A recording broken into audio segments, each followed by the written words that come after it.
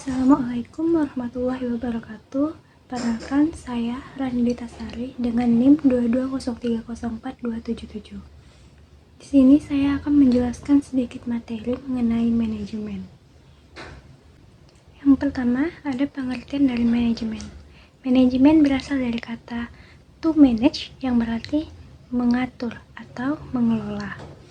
Manajemen adalah suatu proses penyelenggaraan tujuan dan sebagai kemampuan atau keterampilan orang yang menduduki jabatan manajerial untuk memperoleh suatu hasil dalam rangka pencapaian tujuan melalui kegiatan orang lain. Manajemen juga merupakan inti dari administrasi karena manajemen merupakan alat pelaksanaan utama administrasi. Dilihat dari fungsional, administrasi memiliki dua tugas utama, yaitu yang pertama, menentukan tugas menyeluruh yang hendak dicapai atau organizational goal. Dan yang kedua, menentukan kebijakan umum yang mengikat seluruh organisasi atau general and overall policy. Sedangkan, orang yang sedang menjalankan proses manajemen disebut sebagai seorang manajer.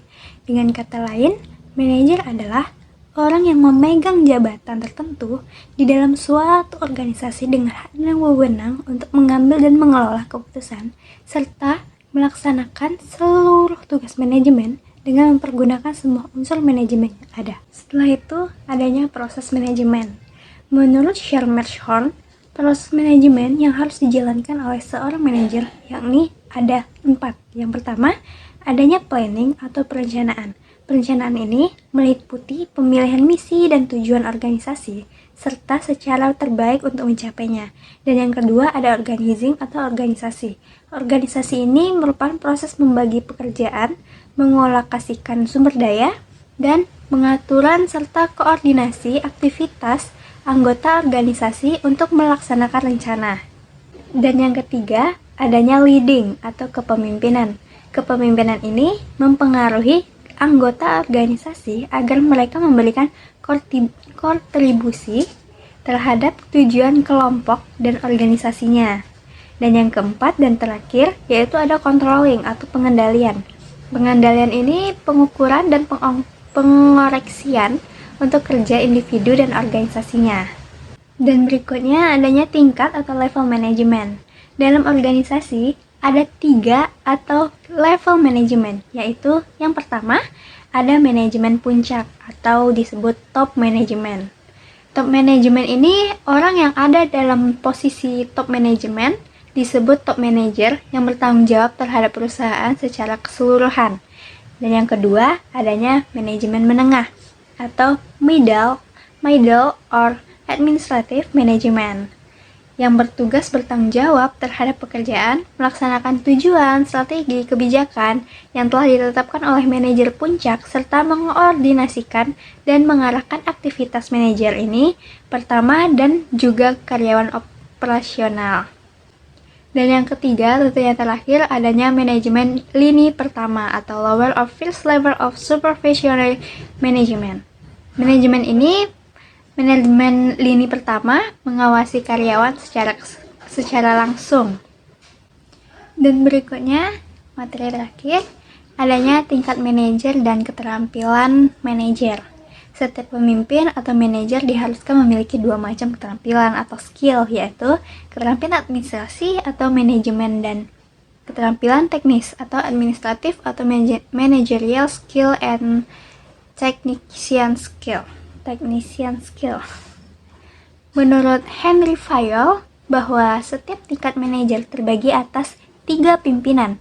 Yang pertama, pimpinan tingkat atas, yang kedua ada pimpinan tingkat menengah, dan yang ketiga pimpinan tingkat bawah. Beban tugas dari setiap tingkat manajemen tersebut berbeda dalam penyelesaian tugasnya. Yang pertama itu tadi adanya pimpinan tingkat atas, tentunya itu memiliki tugas sebagai orang yang bertanggung jawab atas berhasilnya misi organisasi dan harus melakukan pembinaan, pengarahan, dan bimbingan terhadap pimpinan yang lebih rendah, terutama kepada pimpinan tingkat menengah. Kemudian, dia juga mempunyai pandangan yang luas, kemampuan melihat ke depan, yang dapat membawa kemajuan bagi organisasi. Dan kemudian adanya menentukan kebijakan atau general policy yang menggariskan arah, tujuan, dan sarana yang akan dicapai. Lalu, dia juga memiliki keterampilan administratif, manajemen skill, dan terlibat dalam bidang keterampilan teknis atau technical skill. Dan yang kedua tentunya tadi ada pimpinan tingkat menengah. Tentunya pimpinan tingkat menengah ini memiliki tugas-tugasnya juga, seperti diperlukannya kecakapan atau keterampilan untuk menerjemahkan kebijakan secara terperinci sehingga dapat dengan mudah dijadikan pedoman pimpinan tingkat bawah. Lalu, keterampilan manajemen atau administrasi lebih besar dibanding dengan keterampilan teknis. Lalu juga, kita harus memiliki penghubung kebijakan pimpinan tingkat atas bagi keperluan pimpinan tingkat bawah. Lalu yang ketiga tadi, yang terakhir, pimpinan tingkat bawah.